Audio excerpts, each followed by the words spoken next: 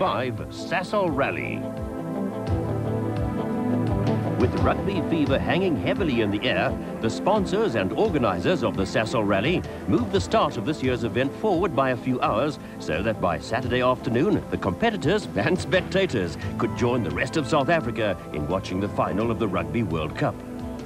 While the crowds browsed around the Sasol Jordan Formula 1 display, we found an interesting change to the Hyundai Motorsport team, with the winner of last year's Sasol Rally, Enzo Kuhn, replacing Billy Rotenbach in the driver's seat alongside navigator Johan Seelen.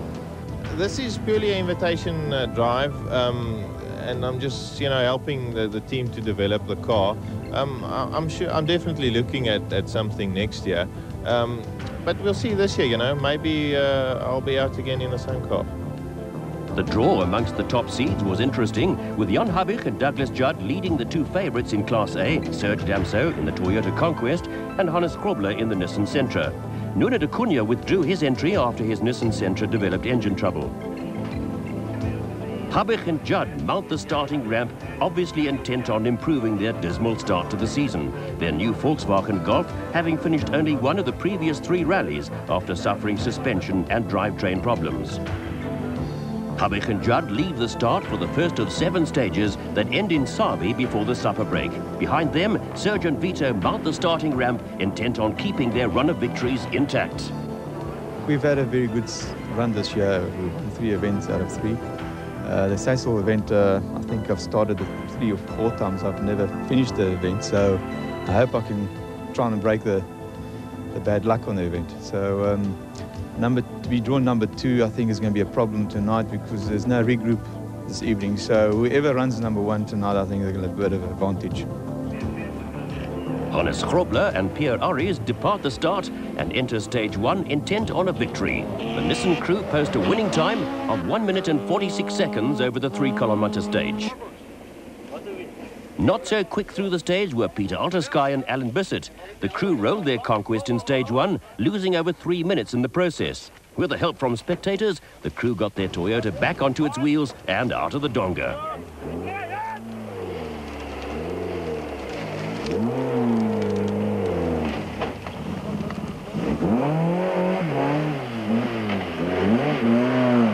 The crew were able to continue, the car bent but running. Altersky and Bissett completed the stage in 5 minutes and 5 seconds, dropping to the back of the field on the scoreboard. The same corner caught Etienne Lawrence and Robert Paisley, almost ending their challenge for the Class C title. A close shave for the Uno of Paolo Pizzamusso and Mike Connolly. Not so lucky were Johan Clements and Brian Duncan, who lost over a minute when their Class A 2-wheel drive Conquest left the road. The dust was confirmed on stage 2 after the rally moved from Nelspruit to Sabi. The dry conditions in the area not only causing visibility problems but a lack of traction as well. Damso and Grobler post equal times of 1 minute and 44 seconds, 7 seconds faster than Habich's Golf.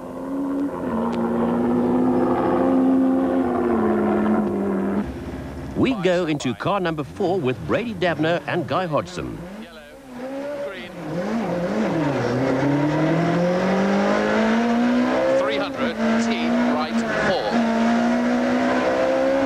4. 200, T, right 4. Right 4 with a jump. T, right 4 with a jump, and turn off, left 4. Turn off, left 4. Left 4. 50, right 4, now right 4. This crew in their Ermelo Toyota Conquest 4-wheel drive have had a consistent season, finishing all the events with 2nds and 3rds. These results have placed the crew 2nd in the championship behind their teammates Serge Damso and Vito Bonafide. Square left, narrow, square left. From the tight spectator section of the stage, the cars pick up the pace as the road opens up. Kinky, right 5. Oh. Brady slides the Conquest into a pile of logs, throwing the car wildly out of control. 500 meters, okay? Just 500 meters. Keep it going. A broken back swing arm makes the Toyota difficult to drive as Brady and Guy limp the Conquest through the remaining 500 metres of the stage.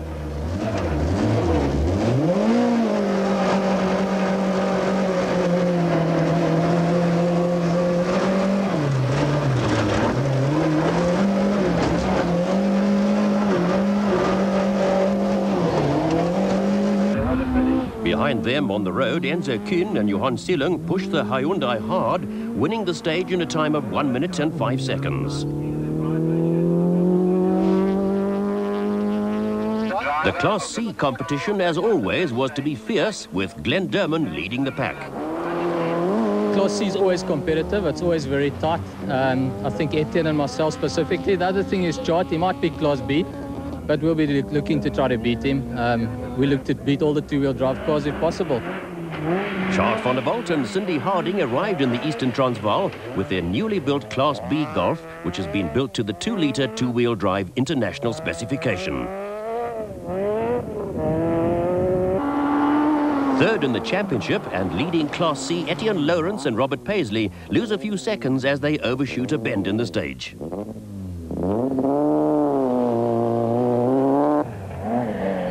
Tony Ball and Marty Olivier contesting Class B in their Volkswagen Golf.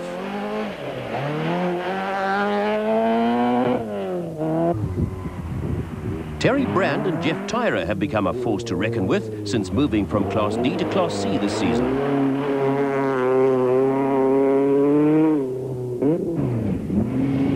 Since losing Cindy Harding back to Chart van der Walt, Paolo Piazzamusso is now Mike Connolly navigating for him in the Uno Turbo.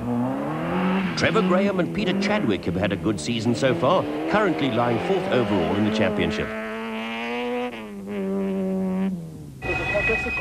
After repairing the Conquest at the end of stage 2, we found the ill-fated and frustrated Toyota crew of Brady Davner and Guy Hodgson parked on the side of the road in stage 3. Blew the engine. Despite their run of bad luck on the event, the Ermelo Toyota crew still showed signs of a sense of humour. I hate rallying! Albeit tinged with a touch of frustration. But they were not the only crew having problems. Jan Habich's Golf broke a backswing arm in the long 20-kilometre stage 5, slowing their pace and allowing Serge Damso and Vito Bonafide to close the 3-minute gap. Deeper in the stage, the Volkswagen's dust prevented Serge from passing, slowing both cars and allowing Hannes Grobler to extend his lead on the scoreboard. On the very next stage, the same bolt broke, causing the same dilemma for both Habich and the Toyota team. Habich brought the Golf in on just 3 wheels, the left back wheel having broken off towards the end of the stage. Behind him, Serge was closing fast, and despite catching the Golf's dust once again, was able to post a winning time of 4 minutes and 48 seconds.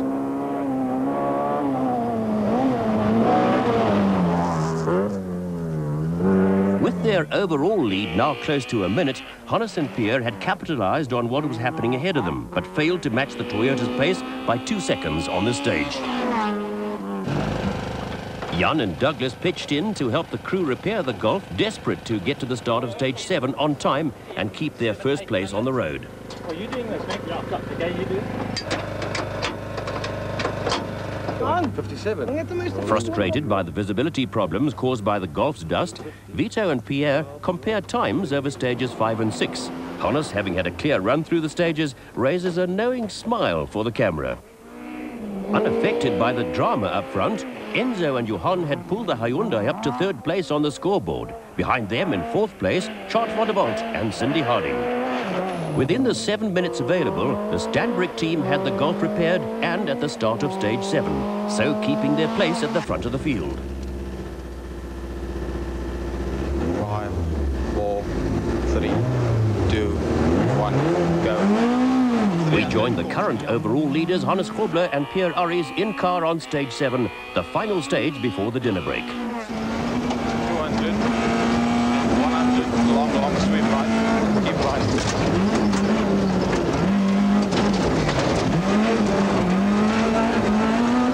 300, straight on.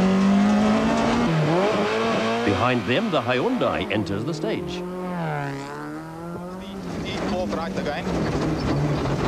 50 T4 right again, okay. 300, straight on, fork right. 200.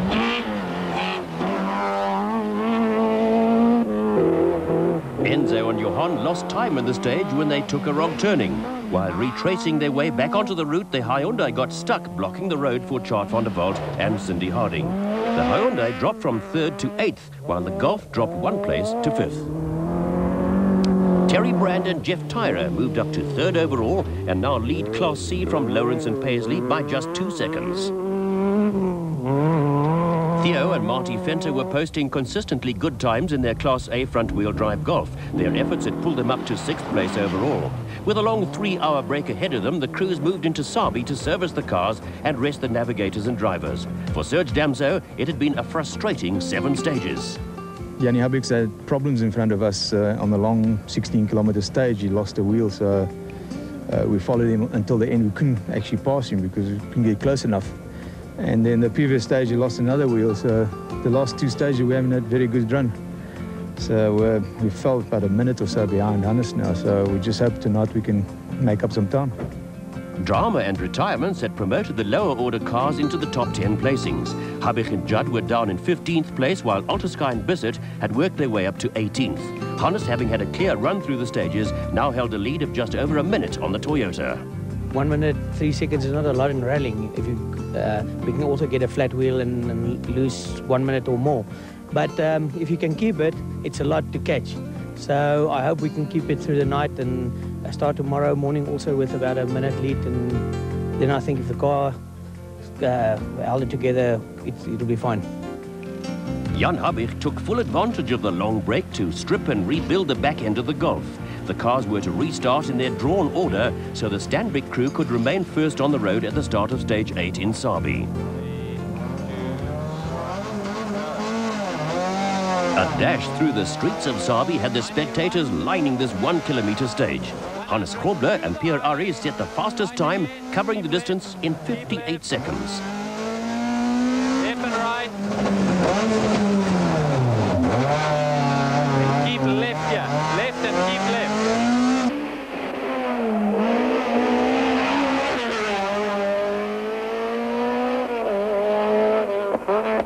Chart van der Walt and Cindy Harding set a good time on stage 8, but emerged from stage 9 with gearbox problems.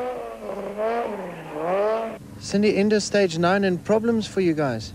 Yes, we've been having a great rally up to now. We've been going really well. We were lying 3rd. We lost about 30 seconds stuck behind Enzo when he had a problem, which dropped us to 5th, and we were hoping to catch up those 30 seconds. On this stage, we were unfortunately stuck in 1 gear. We did a whole 16-kilometer stage, I think, in 3rd. The problem now is that it's a special 6-speed box. We don't have a spare.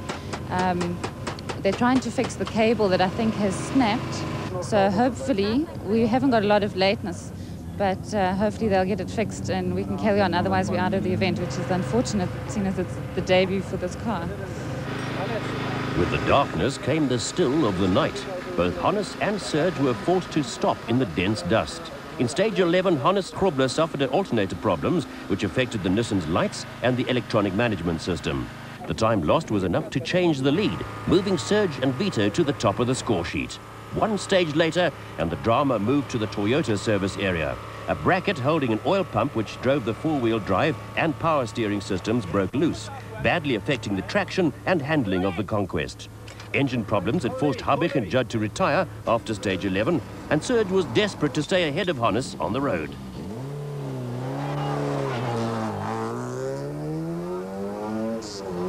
Despite their mechanical handicap, the lack of dust on the remaining night stages allowed Serge and Vito to keep their 45-second lead over Hannes intact. Problems in stage 11 dropped Lawrence and Paisley down to 20th place, while the Hyundai crew moved up to 3rd position. 7 minutes separated the 2nd and 3rd placings, a testimony to the visibility problems down the field. Having been scored and regrouped overnight, the crews lined up to start day 2 as per their placings. Matthews Porser, the Premier of the Eastern Transvaal, flagged and waved the cars on their way. Disaster struck the 2nd-place Nissan on the 1st stage of the 2nd day. Having lost its rear right wheel in the stage, the Sentra limped to the end, losing a minute to the leading Toyota. With the pressure now off, Serge and Vito could afford to set their own pace as they moved into some of the most tricky stages of the rally. But sadly, the lack of competition up front had once again as good as ended the event with still 8 stages remaining. 5 Ks to go.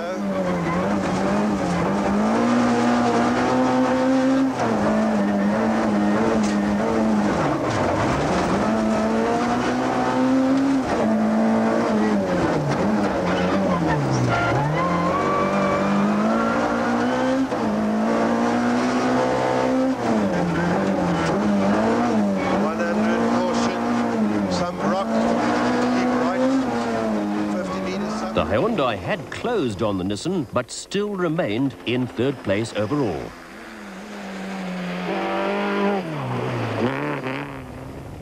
Paola Piazza-Musso and Mike Connolly had driven the Class B Uno Turbo into 4th place during the night stages, one of their better placings for the season so far.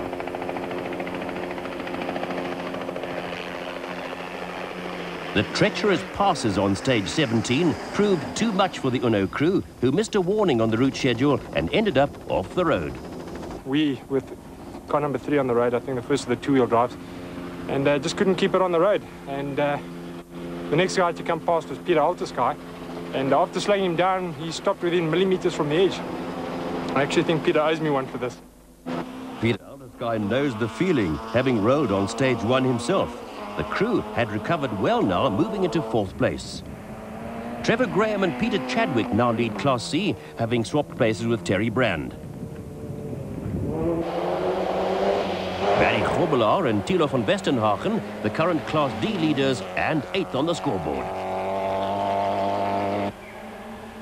Sergei Esterhuizer with Johan Barnard in their Class C Volkswagen Golf, now moving up to 7th place overall.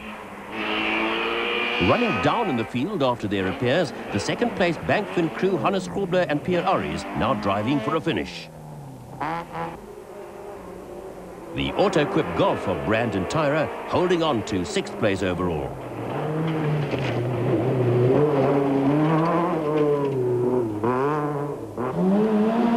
Second in Class D, Turnus Viljoen with Andre Vermeulen in their Uno. Tony Ball and Marty Olivier remain in the top 10 and lead Class B ahead of José Ferreira and Danny van Vuren.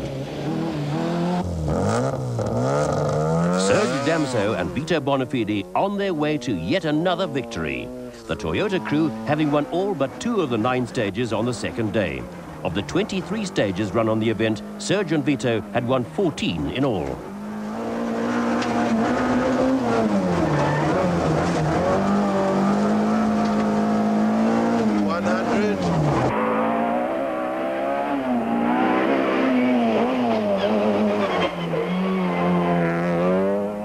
A festive atmosphere awaited the surviving crews at the finish in Nelspruit. The Sasol Rally had been hard fought in the early stages, with the dry and dusty conditions making the roads all that more difficult for the crews. Serge and Vito have now won all of the 4 events run in the season so far. A valiant effort by Hannes and Pierre, who after leading the rally in the early stages had held on to the 2nd place to the end. A good placing for Enzo Kuhn and Johan Seeling in the Hyundai's 2nd national rally attempt. Class B went to Ball and Olivier, Class C to Graham and Chadwick, while Grobbelaar and van Westenhagen clinched Class D and 8th place overall. Yeah, Lady Luck was not on our side, and we had a problem in the first stage of the morning. The side shaft broke and we lost a wheel, and we came out of the stage with 3 wheels. Luckily the service crew could build the car again into one piece, and it took us about 3 stages to get brakes again. But we were very glad that we had the end and still in the 2nd place. Tell you, when I started this event, my heart didn't feel too good because I've never had a good run. I've always had problems on this event, and for the last 5 years and since the Sasol Rally, I've been sponsoring it. I've just had bad luck every time, and actually it's very nice to break it with bad hood. But anyway, and thank you for the team, the effort they put into it, and it all worked out.